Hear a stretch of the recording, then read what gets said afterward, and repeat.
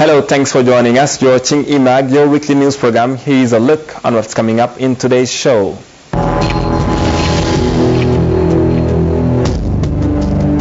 In this edition, a wide-open window in leadership and fight against poverty, which will first bring us to Kutal, a reclassification village whose young inhabitants received a donation from the ASB Foundation.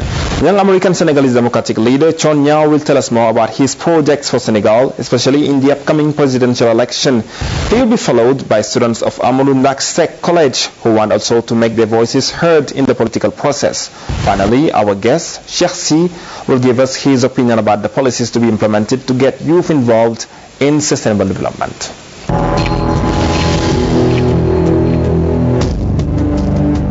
But first, the Sahel region is threatened by a major food crisis in 2012. A recent survey sounds the alarm. Over 10 million people could be affected. What are the strategies to be applied? In Senegal, one of them is anticipation, notably in the National Agency of Meteorology. The structure reinforced its capacities in the processing of satellite images showing abnormalities of biomass production. Find more with this interview. Robert Zoukmare is the expert who led the workshop. In terms of capacity building, for instance, we support the national system through trainings on tools, methodologies, scientific measures that can strengthen their capacity to undertake the research that is needed to deal with climate change. So for ANAMS, we are working in Kafrine, where we are supporting the implementation of a crop seasonal forecasting in order to help the farmers decide properly on how to deal with climate risk for the management of their crop. For instance, in Kafrine, we are using some sort of probabilistic forecast to help the farmers know exactly how could be next rainy season. And then based on this, farmer can decide that I will grow millets with a short life variety instead of using rice or sorghum. So similarly, we can also help them define or choose the right variety that will be adapted to the forecast.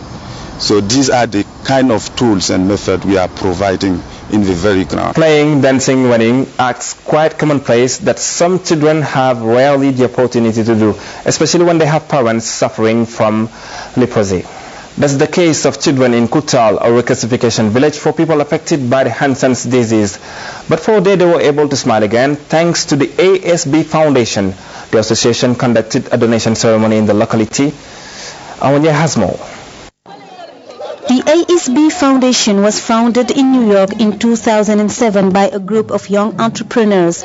It aims to make a difference in the lives of poor African children. One of the first steps is the village of Kutal. Toys, food, cloth and funds to pay necessities like electricity and water are the main donations. It's my understanding the importance of children's happiness that these generous donors had done everything in their power to at least see somewhat of a smile on these faces.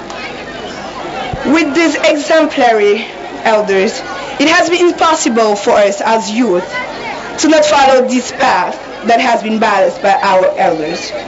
That's why ASB Foundation would like to take this occasion, this opportunity of the ceremony to show our entire commitment of this cause that has been ours for over 5 years. The village of Kutal was created in 1968. For the past 20 years, Ahmed Saloum Boy, with the support of other some organizations, has been a pioneer in raising donations of food and materials. The ASB Foundation helped many poor families in the Senegal.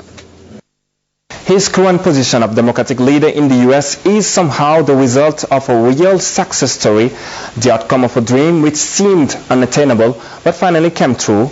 His name, Chon Nyao. The young Senegalese American is also the CEO of Give One Project, a non-profit organization which aims at helping youth embody the very notions of responsibility and leadership.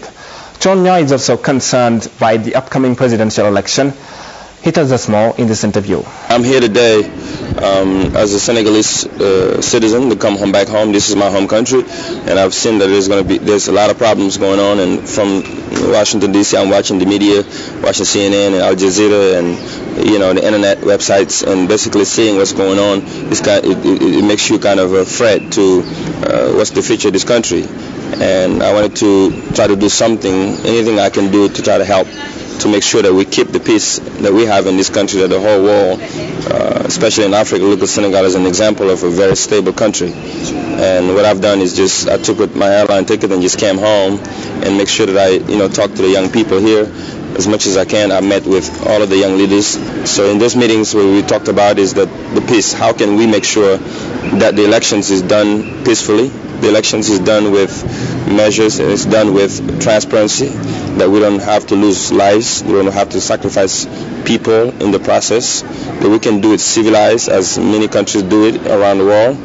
And that's what we're known for. And that's the message that I've given to the young people in Senegal, my younger brothers and sisters. And I think the message has been heard. If you see the last demonstrations, the last strikes that the young people has done on Friday and Saturday right after our meeting, it was done peacefully. There was nothing burned in the country, and nobody died, and nothing happened. And that's the way it's supposed to be.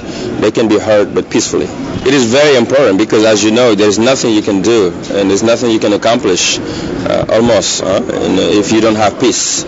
Because economically, to be able to move the country forward, you have to have peace. If you don't have investors to come into the country because they're afraid that their money can be lost somewhere, you're not going to be able to move your country forward economically. If everybody's going to sit into their money, they don't want to do anything with it. It's going to hurt everybody.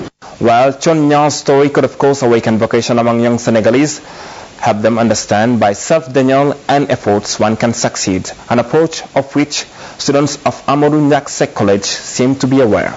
As winners of the first edition of the English Lovers Awards, they are determined to repeat the performance. Adamunyon met them. Here is his report. They are young schoolboys from 5th form to upper 6th form. They are still learning history, geography and mathematics in Amadou Ndiack Seck High School of Chess. However, they are nonetheless aware of the challenges of life which are waiting for them and that they have to take up. We are growing as leaders. A leadership skill that regardless the interpersonal skills and any other kind of skills. Those things are going to help us because we are trying to lead us and challenge takers. And now everybody knows well and truly, we English speakers, we are doing our best in order to make the world go round or to make the world go further. The only thing that we have is English. The only thing that is cool to compare or to compete with the other team is English. So the English, we have it. The leadership skills, we have it. Talking about the second edition of the English Lovers Awards, where they lost at the final, these young students consider the current edition as a good one. Now we're getting ready, and we're ready to win the final and go back to chess. On the basis of what they consider as a position of leaders to be, they think they have their word to say in this pre-electoral campaign. Let's not say that this country is for us, but this country is for the future generation. So now election, as what I'm saying, we have to mind about what we're doing, because whenever we're following sometimes guys that are saying come on, we're going to help you, we're going to do this for you, those persons are not saying the truth. Let's now see how to handle things, how to go, where to put our step and when to put it. It is not time to come and destroy. No, it is not. We have to talk and discuss between us and see the solution that we have to take in order to better our life, for our future, and at the same time our nation. The message is spread and probably heard. If the young generation sets itself up as those who show the way, adults no longer have the right to fail.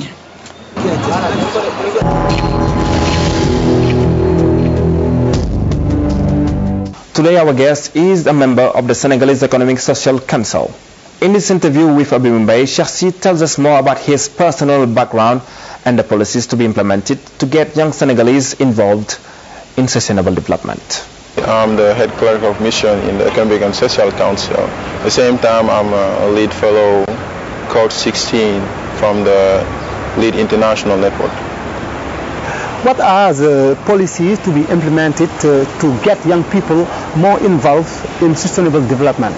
Yeah, well, I think first of all, what we need to do is to make them understand exactly what are the issues and why they need to get involved, because when we're talking about development, future development, we need to take into account the youth, because they have the right to say exactly what they want for the future. At the same time, they need to be skilled to know in which way they need to involve.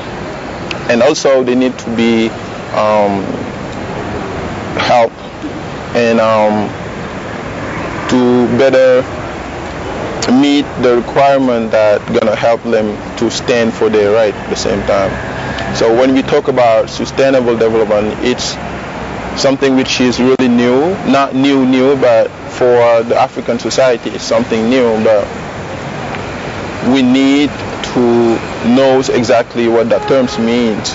First of all, we will think about what's the development, because what we used to have in Africa was like we were having the raw materials that industries were coming and get, but we got to the time that the way they were taking that raw material has affected our environment, and the environment is not the African environment, that's the international environment. So we need together to see which way we have to interact and together also find solution to solve the economic and environmental problems. Right. It has a lot to do with political will. Do you think the Senegalese authority are sufficiently aware of this? Well, I think they should be, because even down to the Ministry of Environment, they do having a commission, a national commission for the sustainable development, and I think like they're having several meetings, because for the coming Rio 2012, which is going to be held in June, they're having so many workshops they being undergoing, and I believe that they doing a hard work. But the problem is that the youth need to get involved and to be also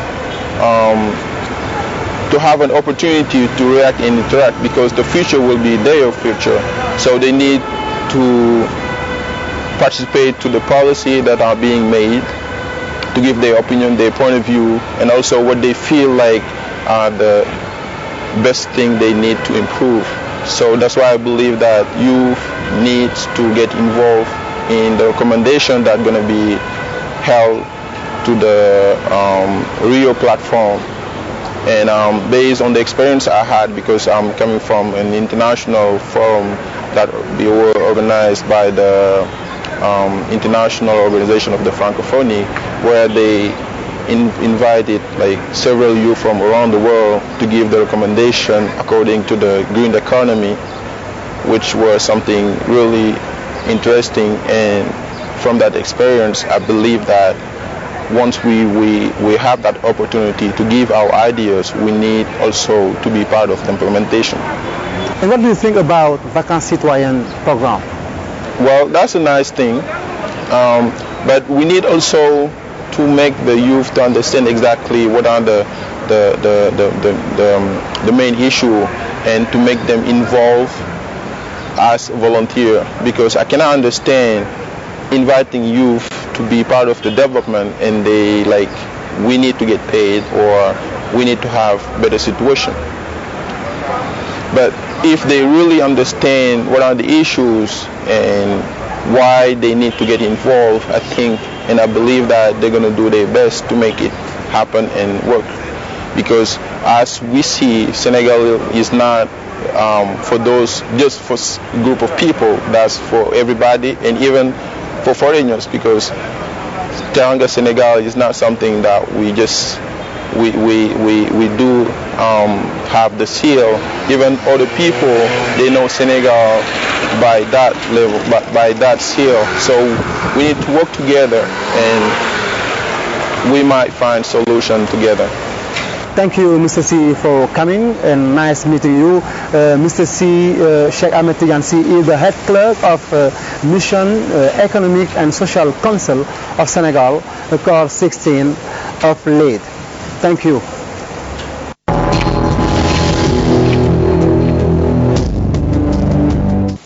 Well, it is now time for this week international news roundup. Islamist gunmen bombed their way into a prison in central Nigeria before opening fire on wardens and emptying the jail of 119 inmates.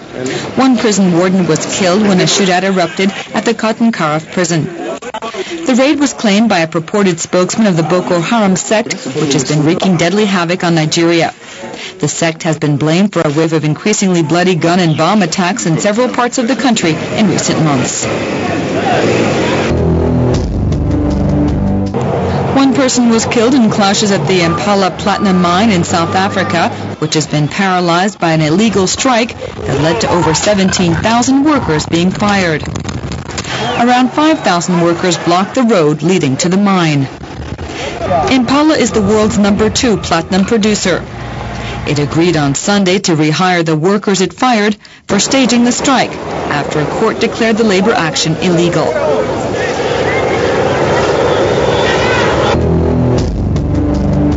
The president of Cote d'Ivoire, Alassane Ouattara, was named the new head of the West Africa's regional bloc, ECOWAS, on Friday at a meeting in Abuja, Nigeria.